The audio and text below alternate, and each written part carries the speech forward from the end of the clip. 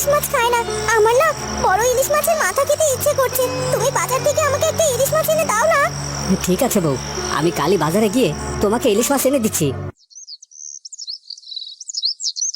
পরের দিন সকালে অনন্ত মাঠে কাজ করতে থাকে। এই যা, বউ না বলেছিল ইলিশ মাছের মাথা খাবে, আমি তো ভুলে গিয়েছি। আর এখন তো অনেক দেরি হয়ে গেল, যাই বাজারে গিয়ে দেখি বড় ইলিশ পাই কিনা।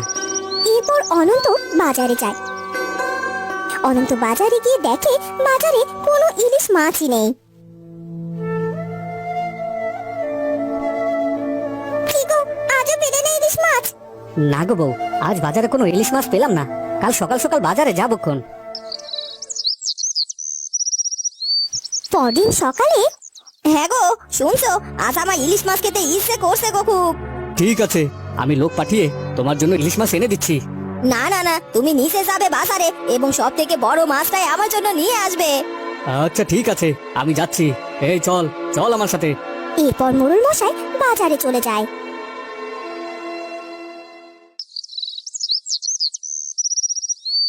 দাদা, নেবে নাকি ইলিশ মাছ? আমার দোকানের ইলিশ মাছ এই বাজারে সবার থেকে সেরা। হ্যাঁ দাদা, তোমার ইলিশগুলো তো অনেক বড়। তা দাদা, তোমার ইলিশ কত করে গো? এই ইলিশগুলো 100 টাকা করে গো দাদা। হ্যাঁ ঠিক আছে দাদা, আমাকে একটা ইলিশ দাও। তখনই সেখানে মোড়ল মশাই এসে হাজির হয়। এই করো কি, থামো থামো থামো বলছি। কেন মোড়ল মশাই, আমি কি কোনো অপরাধ করেছি নাকি? না, তুই কোনো অপরাধ করিসনি, তবে অপরাধ করতে যাচ্ছিলি এই মাছ বিক্রি করে।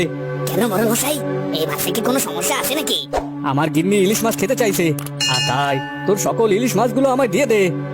মোড়ল মশাই, ক্ষমা করবেন, আমার গিন্নিও না একটি ইলিশ মাছ খেতে চাইছে, তাই একটি ইলিশ যদি আমায় দিতেন। কি, তোর গিন্নি আর আমার গিন্নি এক নাকি? চাষার গিন্নি কিনা খাবে ইলিশ মাছ? যা পুঁটি মাছ কিনে খা, আর তা যদি নাই পারিস তাহলে ইলিশ চাষ করে খা গিয়ে। এরপর মোড়ল মশাই সব মাছ কিনে নিয়ে চলে যায়, আর অনন্ত মন খারাপ করে বাড়িতে চলে যায়।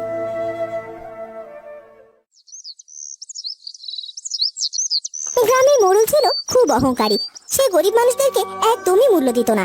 একদিন মোড়ল দেখতে পায় গরিব একজন কৃষক বাজার থেকে বড় এক মাছ কিনে নিয়ে যাচ্ছে। কিরে, গ্রামের গরিব চাষারাও কিনা এত বড় মাছ কিনে খাচ্ছে? না না, এটা হতে পারে না। ওই যা, বাজারে গিয়ে সকল মাছ দোকানিকে বলবি এই বাজারে কোনো বড় মাছ বিক্রি করা যাবে না। সব বড় মাছ আমি কিনে নিব। কাল থেকে যেন সব বড় মাছ আমার বাড়ির সামনে যায়। এরপর মোড়লের চেলারা বাজারে গিয়ে সকল মাছ ব্যবসায়ীকে বলে, এই শোনো সকল মাছ ব্যবসায়ীরা, কাল থেকে তোমরা বাজারে কোনো বড় মাছ বিক্রি করতে পারবে না, কারণ কাল থেকে তোমরা সকল বড় মাছ মোড়ল মশাইয়ের বাড়িতে নিয়ে যাবে।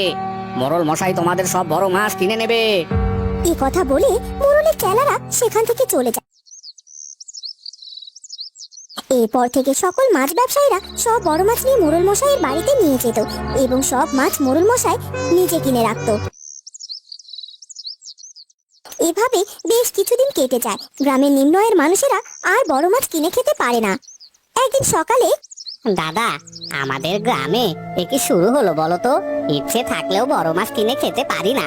ছোট মাছ কি আর সব সময় খাওয়া যায়? আমার ছোট মেয়েটা কয়েকদিন ধরে আমাকে বলছে বড় মাছ খাবে, কিন্তু আমি কি করে ওকে মাছ খাওয়াবো? সব বড় মাছ তো মোড়ল মশাই কিনে রাখে, আর এখন তো আমার মেয়েটা খাওয়া দাওয়াও ছেড়ে দিয়েছে, ও কিছুতেই খেতে চাচ্ছে না।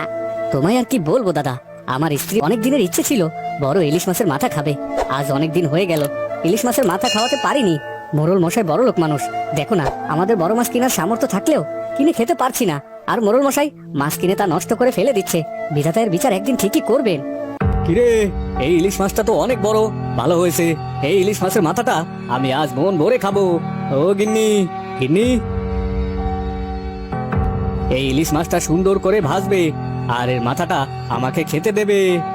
এরপর মোড়ল গিন্নি সে ইলিশ মাছের মাথাটা রান্না করে সে ইলিশ মাছের মাথাটি মোড়ল মশাইকে খেতে দেয়। বাহ গিন্নি, ইলিশ মাছ থেকে তো দারুণ ঘ্রাণ আসছে গো। আজ আমি মন ভরে এই ইলিশ মাছের মাথা চিবিয়ে চিবিয়ে খাবো। এরপর মোড়ল মশাই ইলিশ মাছের মাথা খেতেই ইলিশ মাছের কাঁটা তার গলায় আটকে যায়। আহ আহ, গেল গেল গেল গেল গেল গো, আমার গলা গেল। কি কি হলো গো তোমার? এমন করছো কেন? গিন্নি, আমার গলায় যে ইলিশ মাছের কাঁটা আটকে গেল গো। এরপর মোড়ল অনেক চেষ্টা করে তার গলার কাঁটা নামানোর, কিন্তু কোনোভাবেই সে তার গলার কাঁটাটি নামাতে পারে না। এমনকি কবিরাজ এসেও মোড়লের গলার কাঁটা নামাতে ব্যর্থ হয়। এরপর কেটে যায় বেশ কয়েকদিন, কিন্তু মোরলের গলার কাটা যেন কোনোভাবেই নামে না, এমনকি সে কোনো খাবার পর্যন্ত খেতে পারে না। এভাবেই দিনরাত চলতে থাকে। একদিন রাতে মোরল মশাই এবং মোরল গিন্নি ঘুমিয়ে থাকে, আর তখন মোরল মশাই একটি স্বপ্ন দেখতে পায়। সে স্বপ্ন দেখতে পায় যে একটা অদৃশ্য কিছু একটা যেন তার সাথে কথা বলছে। রে মোরল, কেমন লাগছে তো? কে কে কথা বলে? তুই আমায় চিনবি না, আর আমাকে চেনার চেষ্টাও করবি না।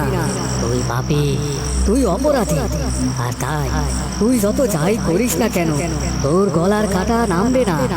আমি কি অপরাধ করেছি আমাকে বলুন, আর কিভাবে সে অপরাধ আর পাপ থেকে মুক্তি পাবো সেটা বলুন। কি অপরাধ করেছিস তুই? তুই জানিস না কি অপরাধ করেছিস? তুই বাজার থেকে বড় মাছ কিনে তুই তোর বাড়িতে নিয়ে এসেছিস, আর গ্রামের মানুষেরা তাদের সামর্থ্য থাকা সত্ত্বেও তারা মাছ কিনে খেতে পারে না। এটা কি অন্যায় নয়? এটা কি পাপ নয়? আমার ভুল হয়ে গেছে, আমাকে ক্ষমা করে দিন। আমি কিভাবে এই পাপ থেকে মুক্তি পাবো সেই কথা বলে দিন। আর আজকের পর থেকে আমি আমার প্রয়োজনের বাইরে অতিরিক্ত কোনো কিছু করব না। কিন্তু তুই যে পাপ করেছিস তার প্রায়শ্চিত্ত তোকে করতে হবে, তারপর তোর গলার কাটা নামবে, তার আগে না। কি প্রায়শ্চিত্ত বলুন বলুন আমায়, আমি সব কিছু করতে রাজি আছি। ঠিক আছে, কাল গ্রামে এক ভোজের আয়োজন করবি, এবং ওই ভোজনে গ্রামের সবাইকে বড় মাছ রেঁধে খাওয়াবি, যেন গ্রামের সবার মন ভরে যায়। আর কখনো কাউকে অবহেলা করবি না, সে ধনী হোক আর গরিব হোক আর কৃষকই হোক, আর প্রয়োজনের বেশি কিছু করবি না। এরপর সেই অদৃশ্য শক্তিটি চলে যায় সেখান থেকে।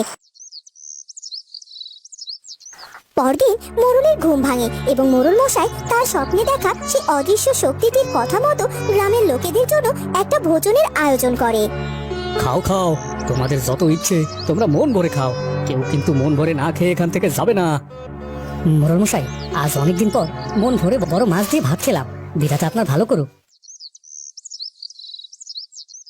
পরদিন সকালে মোরল মশাই হঠাৎ করে অনুভব করে যে তার গলার কাঁটাটি নেমে গেছে, আর সে সুস্থতা অনুভব করতে থাকে। গিন্নি, ও গিন্নি, গিন্নি জলদি এদিকে এসো। কি হয়েছে গো? তুমি হঠাৎ করে আমাকে এইভাবে ডাকছো কেন গো? কি হয়েছে কি হয়নি সেটাই বলো গো গিন্নি। বউ দেখো, আমার গলার কাঁটাটা নেমে গেছে। সত্যি সত্যি বলছো তুমি? সত্যি বিধাতার অসীম দয়া যে তোমাকে তিনি সুস্থ করে দিয়েছেন। হ্যাঁ বউ, সত্যি গো সত্যি। আমার গলায় খুব আরাম লাগছে। আমি আর কোনো দিনও কারোর সাথে অহংকার করব না, আর প্রয়োজনের বেশি কিছু কিনবো না। হে বিধাতা, আমায় ক্ষমা করুন। এরপর থেকে মোরল মশাই প্রয়োজনের বেশি কিছু আর কেনাকাটা করতো না এবং গরিব দুঃখী সবার সাথে ভালো আচরণ করতে থাকে।